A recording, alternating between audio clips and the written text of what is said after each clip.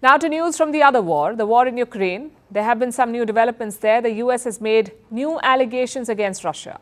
Washington says Moscow is using chemical weapons, specifically a choking agent called Chloropicrin. This is a banned substance, but the US says Russia is using it for quote-unquote battlefield gains. They launched the chemical into fortified positions, basically Ukrainian strongholds. They're attacked with the chemical. It causes irritation to the eyes, lungs and skin. Affected soldiers may get nauseous and vomit. So it becomes easier for an attacking force to capture this stronghold. The US says Russia is doing this, using chemical weapons like the banned Chloropicrin. Russia, of course, denies all this. The Kremlin has called the allegations baseless. Washington will share its findings with the OPCW, the Organization for the Prohibition of Chemical Weapons, OPCW. This is the body that enforces the global chemical weapons ban, and Russia is one of the member states. So officially, Moscow has to obey the organization's rules. But they will need concrete proof that Russia violated the ban. And we'll have to wait till they come out with their own assessment. But the US is not waiting. It has decided to act. It has imposed new sanctions on Russia. This latest round targets about 300 entities, including people and companies linked to Russia's chemical weapons program.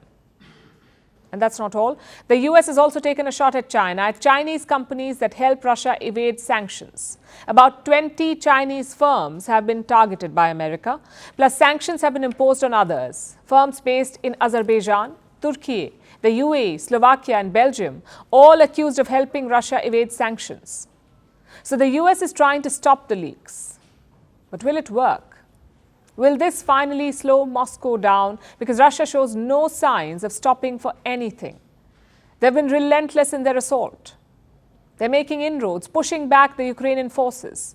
The next target is Chasiv Yar, located in eastern Ukraine near the city of Bakhmut. They suffer big losses. Our troops kill a lot of them. But I have to emphasize that the enemy has a lot of UAVs that significantly impact the situation here.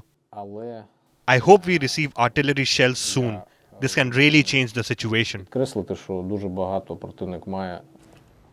The Ukrainians are waiting for Western weapons. The supplies had dried up for a while because the US Congress was too busy playing politics. In the meantime, Russia took advantage of the situation and pushed further into Ukrainian territory. They now have Chasiv Yar surrounded. And reports say they want the city to fall soon, by next week, in time for Russia's Victory Day celebrations on the 9th of May. That's when Russia celebrates its victory over Germany during Second World War. Moscow wants to announce the fall of Chasiv Yar on the same day. But this small city is not Russia's only target. Moscow is also attacking Odessa, a port city on the Black Sea. It has been hit 3 times this week, on 3 consecutive days. On Monday, a Russian missile struck an educational institution in Odessa. 4 people were killed, 28 others were injured. There was another attack on Tuesday, and on Wednesday, a missile hit a postal depot in Odessa. Ukraine released footage of the area in flames. They say 8 people have been killed this week alone. So Odessa has been a constant target since the war began. Odessa's port makes it invaluable to Ukraine. So Russia has often tried to damage the city's port infrastructure, but frankly, Odessa is a distraction. It's about hurting Ukraine, not gaining any real advantage. The advantage lies to the north, in Chasiv Yar. That seems to be where the next phase of the Ukraine war will play out.